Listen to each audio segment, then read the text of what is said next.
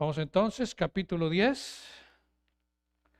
Vamos a ver los primeros 10 versículos.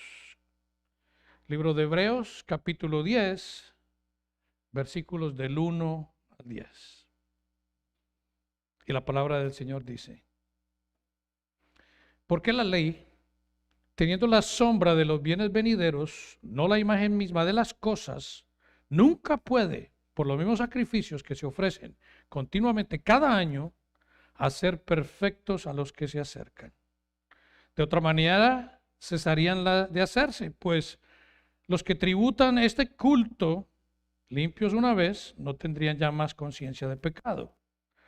Pero en estos sacrificios cada año se hace memoria de los pecados, porque la sangre de los toros y de los machos cabríos no puede quitar los pecados, por lo cual, entrando en el mundo, dice: sacrificio y ofrenda no quisiste, mas me preparaste cuerpo. Holocausto y expiaciones por el pecado no te agradaron. Entonces dije: he aquí que vengo, oh Dios, para hacer tu voluntad, como en el rollo del libro está escrito de mí, diciendo primero: sacrificio y ofrenda y holocausto y expiaciones por el pecado no quisiste, ni te agradaron, las cuales cosas se ofrecen según la ley. Y diciendo luego: he aquí que vengo, oh Dios, para hacer tu voluntad, quítalo primero para establecer esto último. En esa voluntad somos santificados mediante la ofrenda del cuerpo de Jesucristo, hecha una vez para siempre. Amén. Señor Padre eterno, bendito seas por siempre. Gracias por esa maravillosa obra por la cual somos santificados. Una obra llevada a cabo una vez para siempre.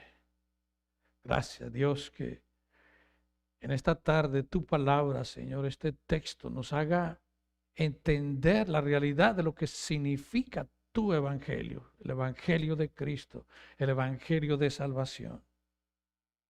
Señor, abre nuestro entendimiento y que en medio de esta realidad podamos amar, abrazar, aferrarnos más a Cristo. Señor, pido de tu gracia siempre para poderme comunicar a mis hermanos.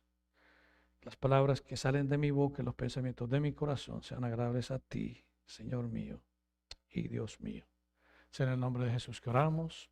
Amén y amén. Pueden tomar su asiento, por favor.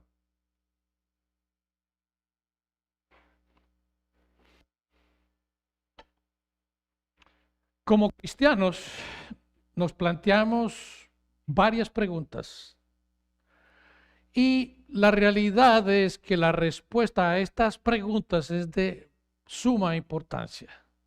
Sí. Por ejemplo, ¿cómo podemos saber si mis pecados han sido perdonados? ¿Qué significa ser santificado por medio de Cristo? ¿Qué significa el entender o saber que ya no ofrecemos sacrificios de animales? Es importante que nosotros podamos comprender lo que es todo esto que involucra lo que es el evangelio. Porque no solamente es importante para defender nuestra fe delante de otras personas, sino que es importante para comprender, agradecer, amar, glorificar a nuestro Dios por esa obra maravillosa que ha llevado a cabo y por la cual aquellos hijos de Dios, aquellos creyentes han sido salvos. Son preguntas muy importantes para la salvación, la expiación, y entender esto es algo que valora el trabajo que ha hecho Jesús por cada uno de nosotros. Nosotros nos damos cuenta que bajo el Antiguo Testamento, bajo el Antiguo Pacto, cada año para la fecha de Yom Kippur se celebraban sacrificios para la expiación. Eran sacrificios que se llevaban a cabo con el propósito de perdonar, limpiar los pecados del pueblo. Bajo el antiguo pacto, esto era que se hacía, y estos holocaustos y sacrificios por el pecado, incluso no solamente eran una vez al año, sino que se llevaban a cabo incluso semanalmente. Algo que era prácticamente una rutina. Y esto era un recordatorio, no del perdón. Esto era un recordatorio del pecado. Eso era un recordatorio del pecado. Eso es como cuando usted está yendo a un tratamiento médico o usted está involucrado en un tratamiento, sea cual sea, que usted tenga que ir constantemente, sea quimioterapia, radiación, cualquier tipo de estos tratamientos que se llevan a cabo, que generalmente ve uno a las personas que semanalmente están en este tratamiento. Y usted va y lo que se da cuenta en cada una de esas apariciones o tratamientos que recibe, no es que está sanado, sino que precisamente le recuerda su enfermedad. Pero ¿qué tal si ese médico lo llamara a usted aparte y le dijera que tiene una solución, tiene una medicina que le aliviaría su situación, su condición de salud de una vez y por todas? Sería esto maravilloso. Y es precisamente lo que vemos aquí en este pasaje en el día de hoy. El objetivo de los sacrificios temporales del antiguo pacto, al igual como el sacrificio de Jesús en el nuevo pacto, era con el propósito de abordar el mismo problema fundamental, y ese es el pecado. El pecado. Cuando esta epístola se escribe, se hace a una audiencia judía cristiana. Quienes sufren persecución, como ya lo hemos dicho anteriormente, sufren persecución por su fe. Y estas personas se ven tentadas a no solamente dejar su fe en Cristo, sino regresar a las prácticas del judaísmo. Algo que quizás los libraría a ellos de su peligro y les daría un tipo de seguridad física. Pero la realidad es que al hacer esto, su seguridad espiritual no estaría con esa misma perspectiva. Definitivamente no. Y lo importante que vemos aquí es que estos sacrificios durante el tiempo que estas personas estaban siendo vistas, amenazadas, temerosas y con la idea o la tentación de irse al judaísmo, todavía el templo estaba funcionando. Todavía se llevaban a cabo esas prácticas de sacrificios de animales. Estaban los sacerdotes y donde estas personas continuamente iban a ofrecer, a hacer estas ofrendas, aparte de lo que se realizaba anualmente en el Yom Kippur. Y la razón por la que este texto se escribe es para animar a estos creyentes a aferrarse a Cristo, señalando la supremacía de Jesús sobre todo lo demás. Por supuesto, el mismo argumento que este autor presenta para aquellos creyentes judíos de aquel tiempo que quieren dejar el cristianismo y buscar una manera de comodidad para aliviar su situación, es una de las cosas que en nuestro tiempo también debemos prestar atención. Sí, el autor de Hebreos ya ha enfatizado sobre el tema del sacerdocio, ha enfatizado sobre lo que es los sacrificios. Él ha hecho una manifestación continua, si lo pudiéramos decir, casi desde el capítulo 5. Algo que ha hecho manifiesto en Hebreos 9, 6 al 10, donde muestra que los sacrificios del antiguo pacto siempre tuvieran la intención de ser temporales. En los versículos 11 al 14 del mismo capítulo 9 afirma que el sacrificio de Jesús fue único y definitivo. En los versículos 15 al 22 muestra que el nuevo pacto fue inaugurado por la muerte de Jesús. Ahora, en esta misma parte de Hebreos 10, del 1 al 18, el autor va a llegar prácticamente a un cierre. Él está llegando a la conclusión de lo que todo esto significa. lo que es este sacrificio de Jesús en comparación con los sacrificios del Antiguo Testamento. Podemos decir que esto es todo lo teológico, todo lo cristocéntrico, lo cristológico que Él ha manifestado, y a partir del versículo 19 vamos a ver lo que significa, lo que es, cómo esta verdad aplica en los creyentes. Vamos a ver cómo se vive de una manera práctica todo esto que el escritor nos ha venido diciendo. Cristo siempre fue el plan de Dios, lo cual precisamente es lo que apuntaba la Torá, la ley, el Antiguo Testamento. En Colosenses 2:17, el apóstol Pablo describe esos rituales del Antiguo Pacto como una sombra, una prefigura de lo que habría de venir, pero afirma que la sustancia, esa sustancia la cual la sombra manifestaba, es Cristo. Cristo. Dice, como una sombra de la que habría de venir, es el cuerpo, es Cristo. O sea que el objetivo de los sacrificios temporales era señalar, era manifestar, era apuntar al sacrificio perfecto que es Cristo. Ahora bien, en los versículos del 1 al 4, podríamos decir que se presenta lo que es la incapacidad de la ley para llevar a cabo esta limpieza, esta purificación total. Él dice que la ley tenía es la sombra, no la sustancia. La ley, entendamos, se habla de la ley de Moisés, pero aquí en particular está hablando acerca de los sacrificios de animales que se llevaban a cabo precisamente por orden de Dios en la ley de Moisés. De hecho, ya nos lo dijo en Hebreos 8:5, que el tabernáculo y el sacerdocio sirven a lo que es figura y sombra de las cosas celestiales. O sea que todo este sistema, todo llevar a cabo estos sacrificios de animales, esta muerte de todos estos animales, el derramamiento de la sangre de estos animales, el sacerdocio y todo el conjunto que se llevaba a cabo, era solamente una sombra, y dice, de los bienes venideros. O sea que eso manifestaba que algo bueno habría de venir, algo futuro. Esa sombra señalaba a algo mucho mejor, algo bueno que vendría. Se refiere entonces que la ley misma era incompleta.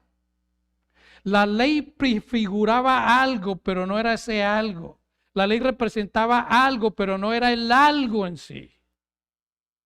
Si la ley era como un dedo que señalaba algo, no el algo, dice, no la imagen misma de las cosas. Y los judíos estaban fascinados con ese dedo. Es como cuando nosotros llamamos a un niño de 2 años y le decimos, mira tal cosa. El niño lo primero que mira es nuestro dedo, en vez de fijarse en lo que estamos señalando. Así mismo estaban estos personajes, esta cultura, estas personas a quienes Él les está escribiendo. La ley señalaba a Cristo y ellos estaban fijos en la ley. La ley anticipaba algo, y ese algo se describe como las cosas buenas, los bienes venideros. Y lo que vemos aquí, eso que se prefigura, eso que se señala, eso que se anticipa, eso bueno por venir, es el Evangelio de Jesucristo. Es Jesucristo mismo. Cristo es la fuente de la sombra. Así que si ven una sombra, deben de suponer que proviene de algo. Si yo pongo esta Biblia en este momento y estas luces están reflejando en el piso, por ejemplo, como a veces se ven esas sombras, no hay que fijarse en la sombra, hay que fijarse en lo que está señalando esa sombra. Y esa sombra señalaba a Cristo. Sí, ese algo detrás de la sombra de la ley es Jesucristo. Es Jesucristo. Y la ley, tal como fue dada a través de Moisés, dice el versículo, no puede, por los mismos sacrificios que se ofrecen continuamente cada año, hacer perfectos a los que se acercan. Esa ley, esos sacrificios, no podían hacer perfecto, quiere decir, no podía limpiarlos de los pecados, no podía purificarlos, no podía limpiar la conciencia, no podía librarlos del perdón, del castigo eterno, perdón. No podía permitir el acceso a Dios en sí mismo, porque la ley nunca pudo cumplir su propósito. Y eso pudiéramos decir que eso fue algo intencional, porque apuntaba a Jesús. Porque si esa ley hubiera tenido un buen resultado, de otra manera, cesarían de ofrecerse los sacrificios. Si esos sacrificios hubieran tenido un buen resultado, hubieran parado, no continuarían más. Porque si estarían limpios una vez, ya no tendrían más que llevar a cabo más sacrificios y estarían libres, limpios de pecado. Si el adorador, el sacerdote o el pueblo hubieran experimentado realmente la purificación del pecado, obviamente no había necesidad de realizarlo más. Habría una conciencia de pecado. Si se hubieran realizado completamente, ya no existiría esa conciencia de pecado. Y ya no se habrían visto obligados a regresar año tras año a esta celebración de Yom Kippur. Y una acción que se repite constantemente, lo único que demuestra es que está inconclusa. Que está inconclusa. Si usted vive llevando su vehículo al taller cada rato por la misma circunstancia, quiere decir que no se ha logrado el propósito por el cual usted lo está llevando al mecánico. La repetición cada año en realidad tenía un propósito. ¿Y cuál era ese propósito? La recordación del pecado. La recordación del pecado. ¡Wow! O sea que en vez de ellos salir de esa ceremonia que estaban llevando a cabo, diciendo, bueno, gracias a Dios estoy libre de pecado. No, salían con la conciencia de pecado. Salían reconociendo que su culpabilidad seguía allí porque tenían que volver cada año. Porque la sangre de los toros y de los machos cabríos no pueden quitar los pecados, dice el versículo 4. El sacerdocio y los sacrificios del Antiguo Testamento era una gran ilusión para estas personas que con esperanza pensaron que iban a obtener el perdón de pecados. Y pudiéramos imaginarnos estas personas que con pudiéramos pensar, esa idea, con ese pensamiento de que al asistir a estos sacrificios ceremoniales encontrarían el perdón de pecados y entender ahora que eso no es suficiente, pudiera ser una decepción. Perdí toda mi vida en esto. Perdí mis años pensando que estaba limpio de pecado, pero aún así sigo cargando con ellos. Seguimos cargando con ellos, pensaría. ¿Por qué? Porque llevaban una vida basada en rituales. Basaban una vida basada en ceremonias. Basaban una vida tratando de que a través de sus propios medios, por sus propios esfuerzos, pudieran alcanzar salvación. Y eso lamentablemente es lo que vemos en muchas denominaciones en la actualidad. Hay personas que creen que por hacer ciertas cosas están siendo beneficiados para obtener salvación. Es una triste realidad que incluso en otras partes son incluso explotados, porque creen que si traen cierto dinero o hacen ciertas cosas, están ganando el favor de Dios para ser aprobados en el reino de los cielos. Y eso es totalmente falso. Sí, totalmente falso. Estas personas estarían decepcionadas por haber tenido esa falsa esperanza. Y aquí muchas veces tenemos que pensar entre nosotros mismos, ¿cuál es esa esperanza o quizás esa razón o en aquello que has confiado para pensar que tu conciencia ya ha sido limpiada del pecado? Y como lo decía en alguna ocasión, nada que nosotros podamos hacer nos limpia delante de Dios de nuestro pecado, de nuestra culpa. Es solo Cristo. Dios enseñaba que a través de esos sacrificios, de ese lugar sangriento, horrible, pestilente, llamado el tabernáculo, esos sacerdotes salpicados con la sangre de estos animales, que es una imagen espantosa, mostraba, si lo pudiera llamar, la pecaminosidad del pecado. Eso lo único que hacía manifiesto era el pecado. Esos sacrificios hacían que cada vez que se llevaban a cabo manifestaba el pecado. En definitiva, el sistema del Antiguo Testamento era una sombra gloriosa porque apuntaba a una verdadera esperanza. Y esa estaba en la venida de nuestro libertador, el Señor Jesucristo. El Señor Jesucristo. La gloria del nuevo pacto es cuando Dios dice en Isaías 43:25, yo soy el que borro tus rebeliones por amor de mí mismo y no me acordaré de tus pecados, como se cita también en Hebreos 8:12. Es Dios. Dios, el juez, me declara justo por medio de Jesucristo, quien a través de Él, de su obra, me perdona a mí todos los pecados, una vez por todas. Y para decir que para algunos de los que están aquí, eso es una gran noticia. Es una excelente noticia. Desde luego que sí. Para otros quizás no la entiendan. Porque pudieran estar pensando, pues, yo no soy tan malo. Para muchas personas no entienden esta realidad, que solamente a través de Cristo es que hay salvación. Y como no lo entienden, pueden decir, pero yo no soy tan malo. Pero la realidad es que sí, eres malo. Eres peor de lo que crees. Eres depravado. Sí, pecadores. Y estás perdido. En realidad, si no eres tan malo, ¿qué tal si Dios te dijera? ¿Qué te parece si usáramos un proyector que exhibiera delante de todos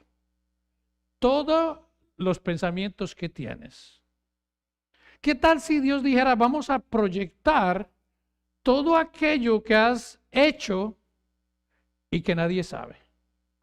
¿Qué tal si proyectáramos aquellas cosas que en tu intimidad haces? ¿Te sentirías muy bien?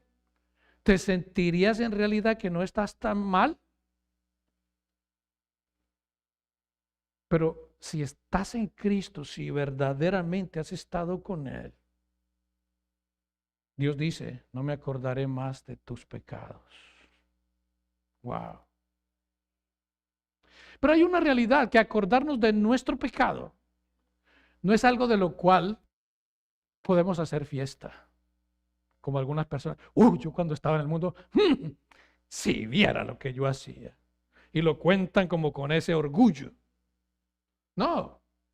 El recordar el pecado lo que tiene que hacer ver en nosotros es advertir de nuestra pecaminosidad.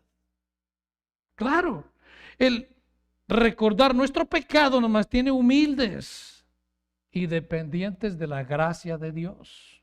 Sí, cuando recuerdas ese pecado, que seas movido a agradecimiento a Dios por el perdón que ha llevado a cabo en tu vida. Eso es lo que significa, o eso es lo importante de recordar el pecado, para agradecerle al Señor, solamente. Y Ahora, esto que se ha venido manifestando aquí, la Escritura hace manifiesto a través del Antiguo Testamento el fundamento, diría yo, el argumento que fundamenta esto que hemos venido hablando. El versículo 5 dice, por lo cual, esto es como una conclusión de lo que ha venido diciendo en los primeros versículos acerca de que la ley no pudo lograr la limpieza de pecado de ninguna manera, por las muchas veces y de diversas maneras que los sacrificios de animales se presentaron, porque no pueden limpiar el pecado. Por eso, entrando en el mundo, dice, sacrificio y ofrenda no quisiste, mas me preparaste cuerpo. Wow. Aquí vemos entonces esa comparación de lo que el sistema antiguo de sacrificio de animales no pudo lograr. Y ahora vemos cómo este Salmo 40, los versículos 6 y 7, que es un salmo mesiánico, que de hecho se interpreta como una conversación entre el Padre y el Hijo en su propósito de redención, nos hacen ver a nosotros el plan perfecto de Dios para la salvación. Versículo 6, holocausto y expiaciones por el pecado no te agradaron. O sea que era algo que ya no satisfacía, si lo pudiéramos decir, no satisfizo a Dios de ninguna manera, de ninguna manera. El versículo 5 dice, entrando en el mundo, dice, sacrificio y ofrenda no quisiste. Versículo 6, holocausto y expiaciones por el pecado no te agradaron. Versículo 8, sacrificio y ofrenda y holocausto y expiaciones por el pecado no quisiste ni te agradaron, las cuales se ofrecen según la ley. Es sorprendente.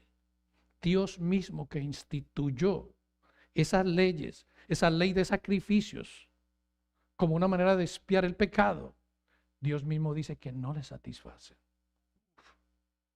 ¿Por qué? Porque eso no era lo que traería la satisfacción total a Dios para el perdón de pecado. De ninguna manera, de ninguna manera. El mismo Dios que da la ley para los sacrificios y las ofrendas es el mismo Dios que dice, sacrificio y holocausto no quiero. Wow. En Isaías 1:11 dice el Señor, por medio de Isaías, ¿para qué me sirve, dice Jehová, la multitud de vuestros sacrificios? Hastiado estoy de holocaustos de carneros y de cebo de animales gordos.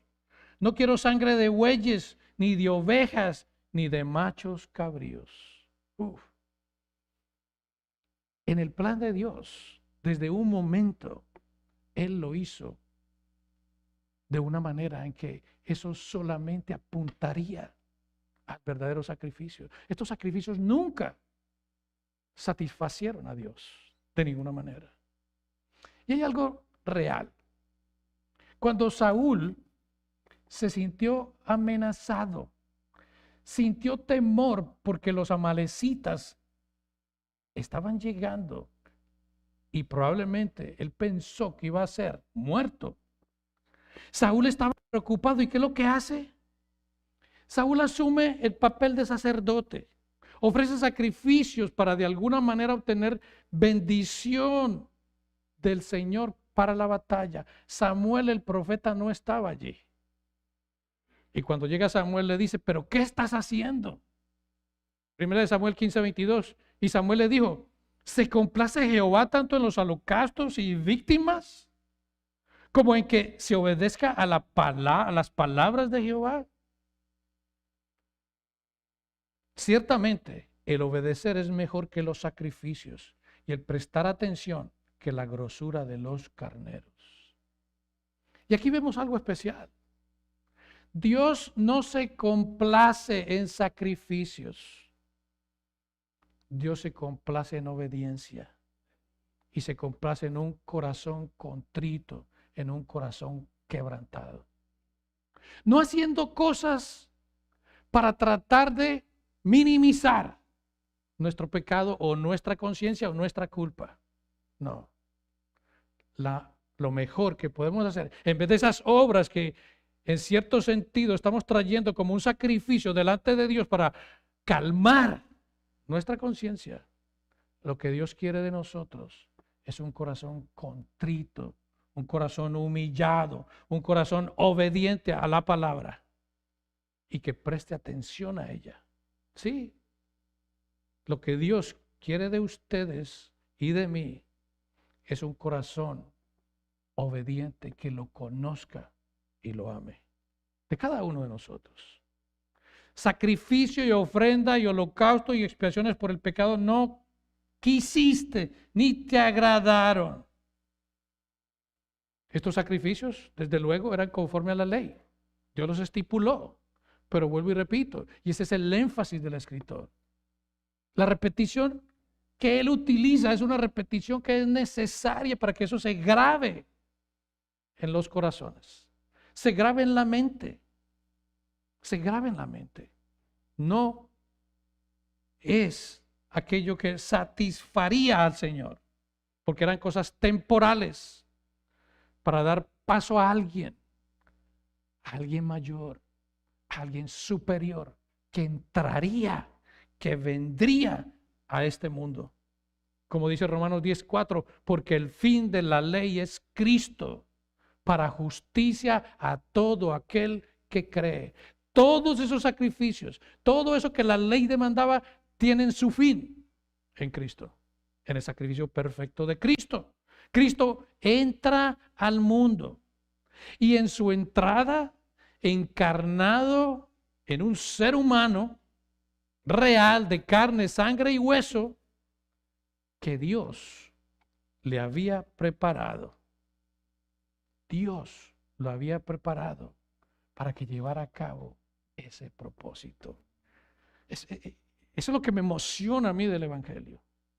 Dios había preparado a Jesús para llevar a cabo ese sacrificio. Dios había mostrado que esos sacrificios antiguos eran una sombra porque ya Él había preparado.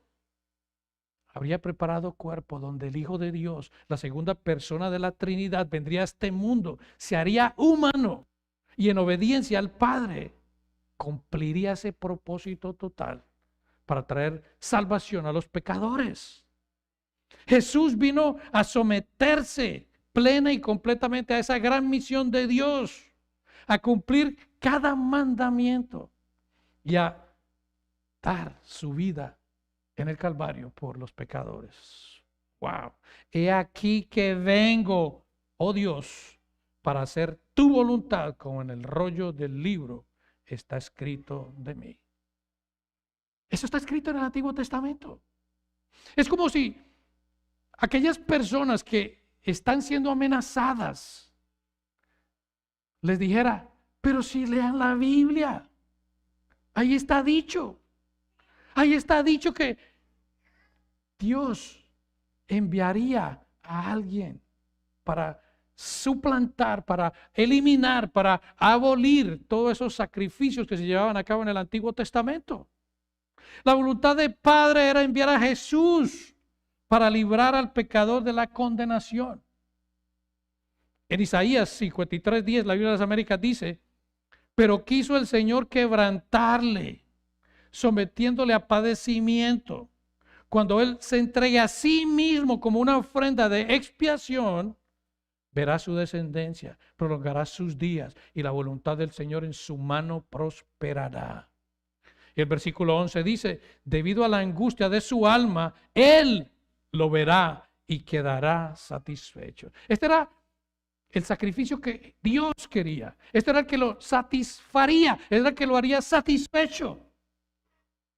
Por su conocimiento, el justo, mi siervo, justificará a muchos y cargará las iniquidades de ellos. Estaba escrito. Estaba escrito. Jesús es el cumplimiento de todo lo que la ley decía. Jesús cumple todo.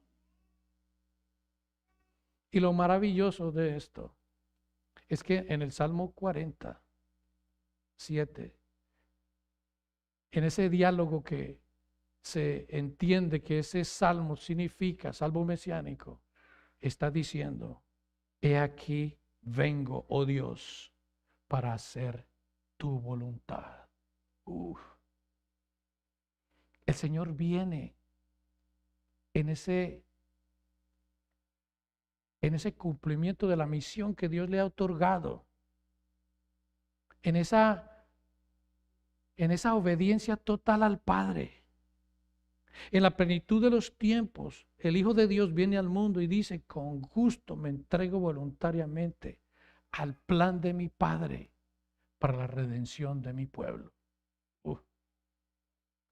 Cristo viene voluntariamente, se entrega voluntariamente, da su vida para la redención de su pueblo. Y solo un hombre con voluntad, puro, perfecto, podría hacer lo que ningún animal, ningún toro, ningún chivo, ningún macho cabrío podría lograr. Solo un hombre, Jesús, el Hijo de Dios, el perfecto, el puro, sin mancha. Solo Él podría ocupar el lugar de un hombre, no un toro. Solo el Hijo de Dios.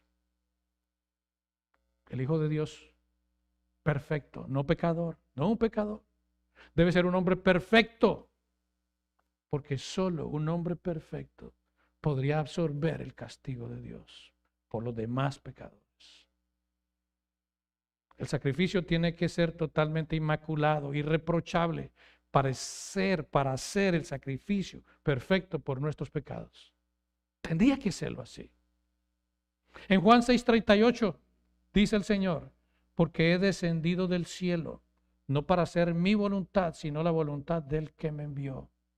A eso vino Jesús, a hacer la voluntad del Padre.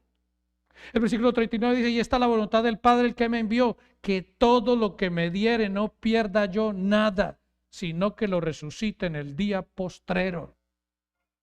Jesús vino por los suyos. Jesús vino por aquellos que el Padre le da, para morir en la cruz por ellos y resucitarlos en el día final, cuando Él regrese. Esa es la realidad. Y el versículo 40 dice: y esta es la voluntad del que me ha enviado. Jesús viene cumpliendo esa voluntad del Padre, que todo aquel que ve al Hijo y cree en Él tenga vida eterna, y yo lo resucitaré en el día postrero. O sea que aquí hay una realidad también. La voluntad del Padre es que todo el que ve al Hijo y crea en Él pueda tener vida eterna.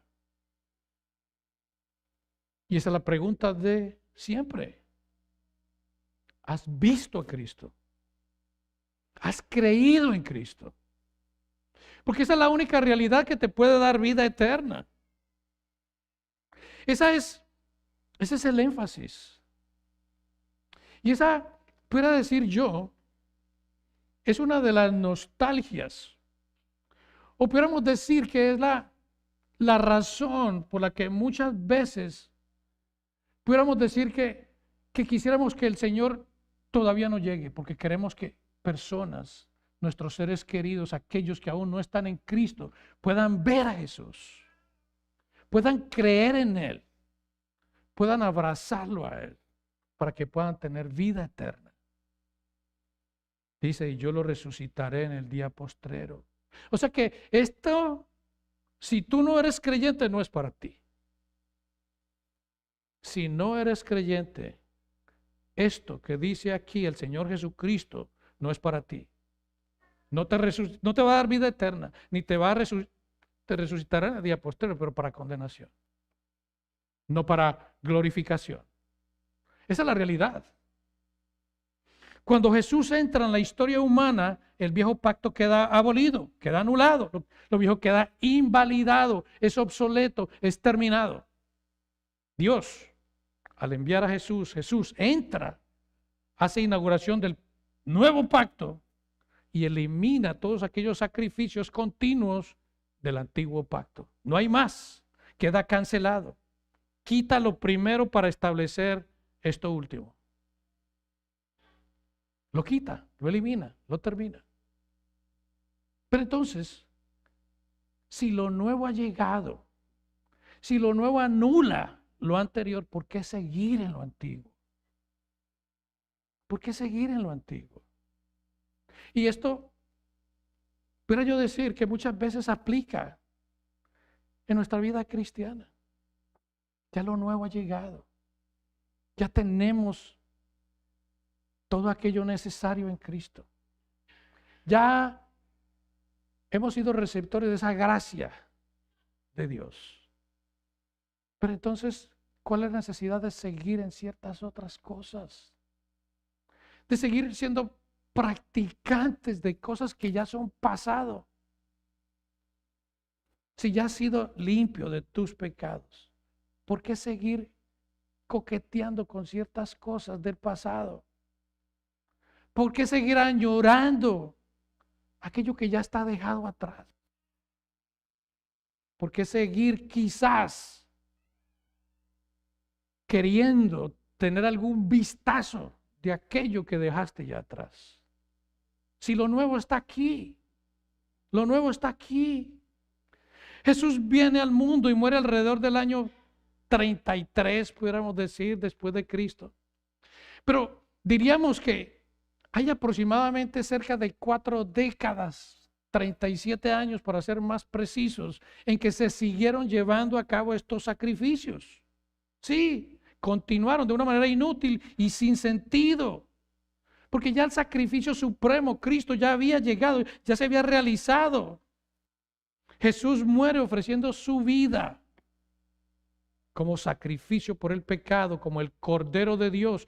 Cuando Jesús exclama, consumado es, todo ha sido terminado. Toda la sangre de los toros, machos cabríos, que eran sombras, habían apuntado a ese acontecimiento.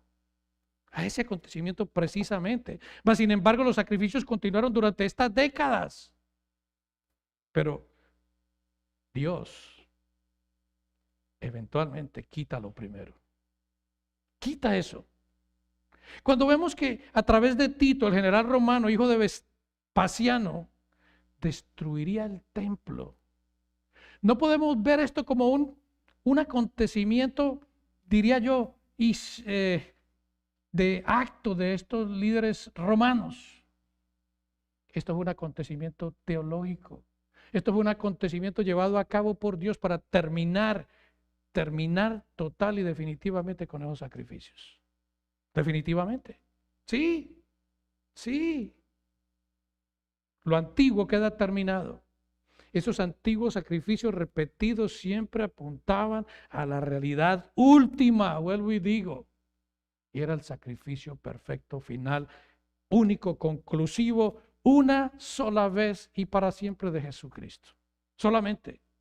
El pacto del Sinaí con su templo, sacerdocio y sacrificio llegó a su fin con la muerte de Jesús. Cuando Dios mismo rasgó el velo del templo de arriba abajo, donde hace accesible al pueblo a la presencia misma de Dios por medio de Cristo. Desde ese momento queda todo abolido. No hay nada más que se pueda llevar a cabo.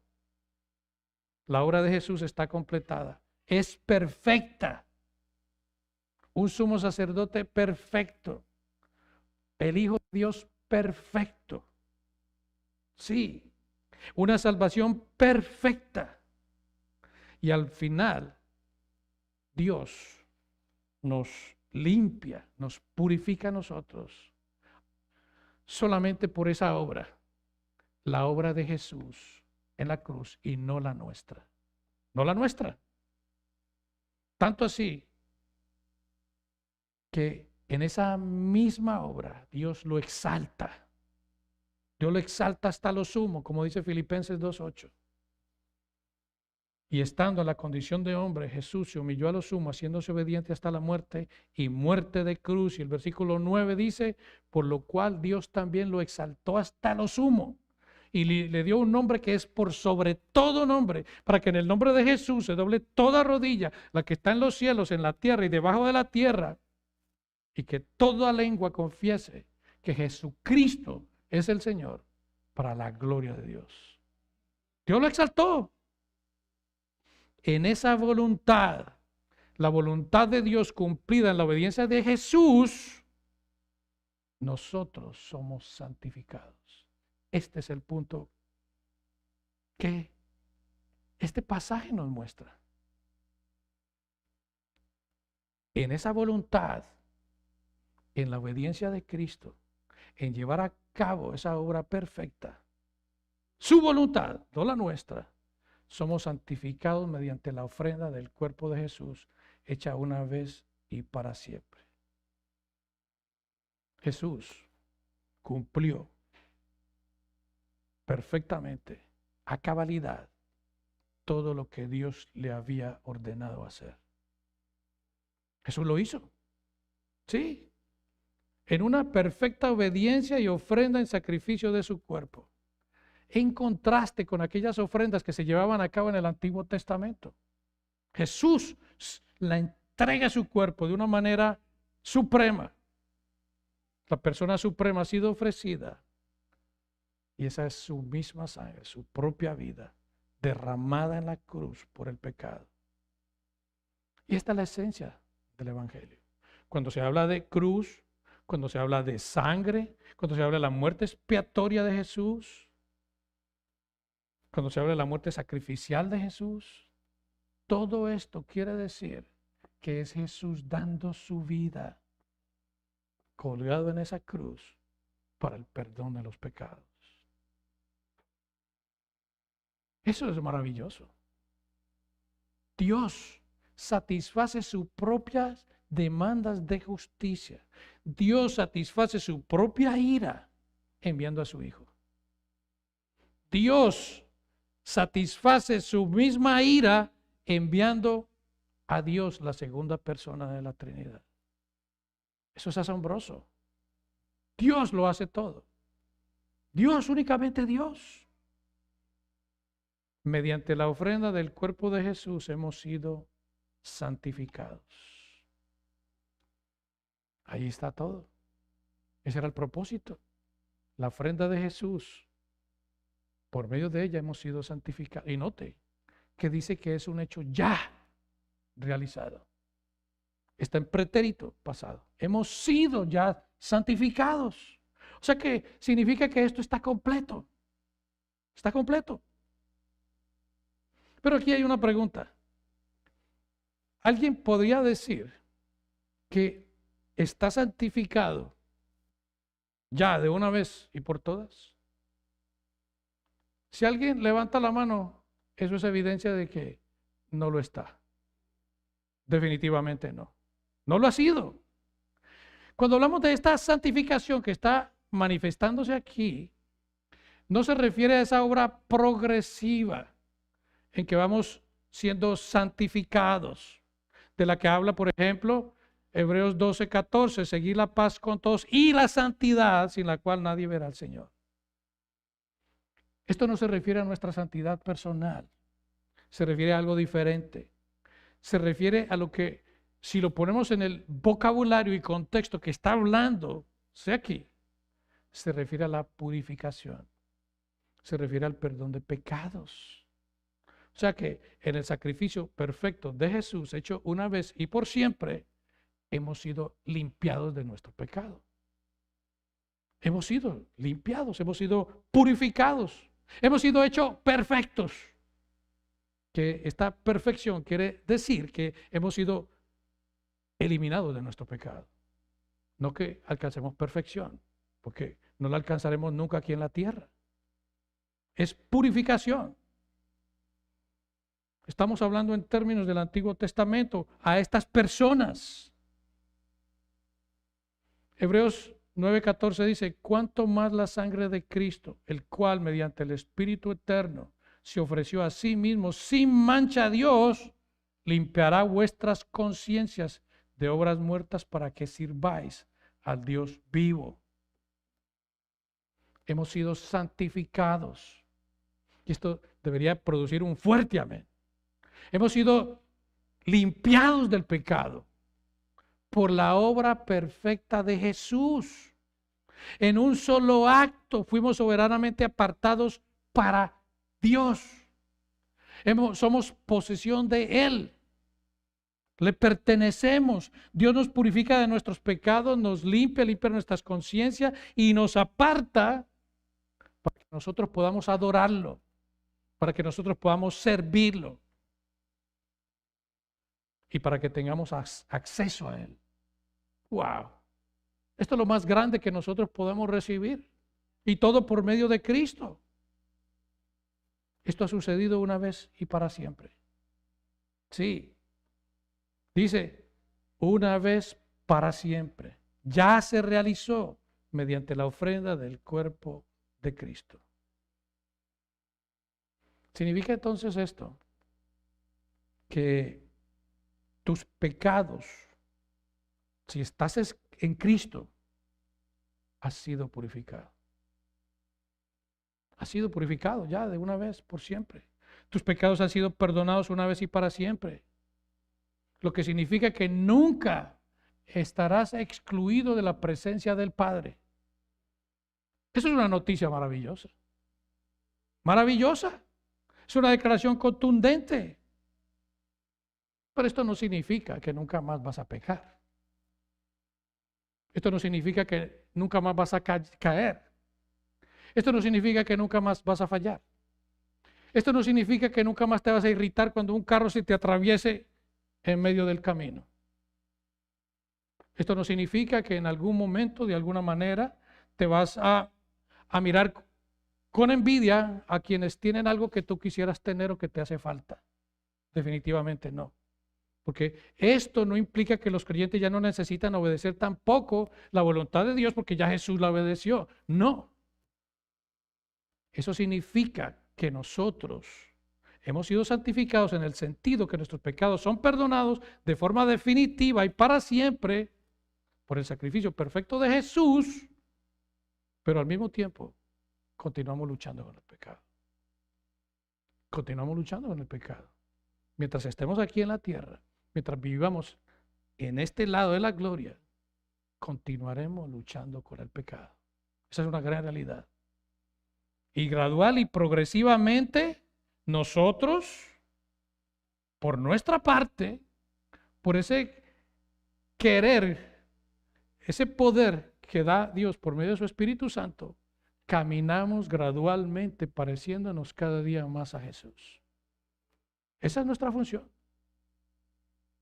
Somos apartados, somos santificados en el hecho de que Dios nos ha perdonado nuestros pecados totalmente una vez para siempre por el sacrificio de Jesús, pero nosotros caminamos en santidad. Hacemos nuestro esfuerzo. Nos alejamos de aquellas cosas que no convienen. Quitamos todas aquellas cosas que estorban en nuestro caminar cristiano. Eliminamos todo aquello que probablemente hace mención o trae recuerdo de aquel pecado pasado.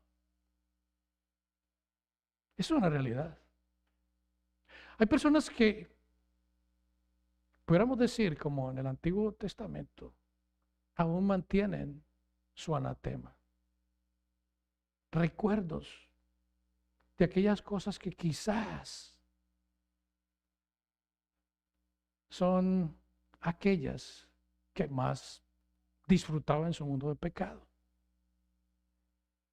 Pero ya en Cristo, como nuevas criaturas, nos encaminamos cada vez más pareciéndonos a Cristo. Todo eso es pasado. Las cosas viejas pasaron aquí, todas son hechas nuevas. Nuevas. Gracias al sacrificio de Jesús, si has sido purificado con la sangre del Hijo, tienes plena libertad para venir al Señor en cualquier momento. Sí, en cualquier condición, porque le perteneces. Hay un comentario que decía, el único sacrificio suficiente y definitivo del Cristo encarnado ha superado y reemplazado para siempre los sacrificios de animales del antiguo pacto.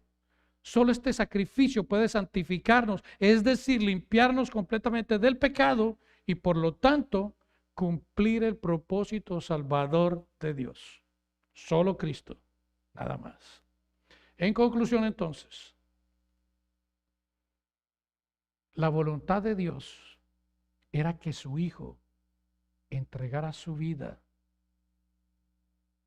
por el perdón para la salvación de los pecadores. Esa fue la voluntad del Padre.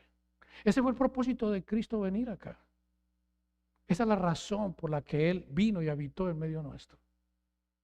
Si quizás tienes alguna otra perspectiva acerca de lo que Cristo vino a hacer y que quizás entre ellos estaría tener una mejor vida ahora, ser el campeón, sacar el campeón que hay en ti, tener una vida de comodidad, vivir holgadamente, tener buena salud, tener una buena familia. Esas son cosas que son importantes, pero no es lo que Dios vino a hacer, o Dios en la segunda persona vino a hacer. Cristo vino a librarnos del pecado. Algo que nada puede hacerse para poder ser limpiado de ese pecado. Y Cristo vino a hacerlo. Jesús vino a hacer la voluntad del Padre y a ofrecerse como sacrificio por los pecados. Y la gloriosa noticia está en que el remedio para tu pecado, el remedio para tu culpa, el remedio para tu conciencia sucia, está en el sacrificio perfecto de Cristo. Ese fue el propósito. Mediante su sacrificio en la cruz, tus pecados son borrados, son limpiados y tu conciencia es limpiada. Solamente en Cristo. Mediante su sacrificio, porque Él entregó su propio cuerpo en la cruz, una vez y para siempre, para llevar a cabo ese propósito, perdón de pecados.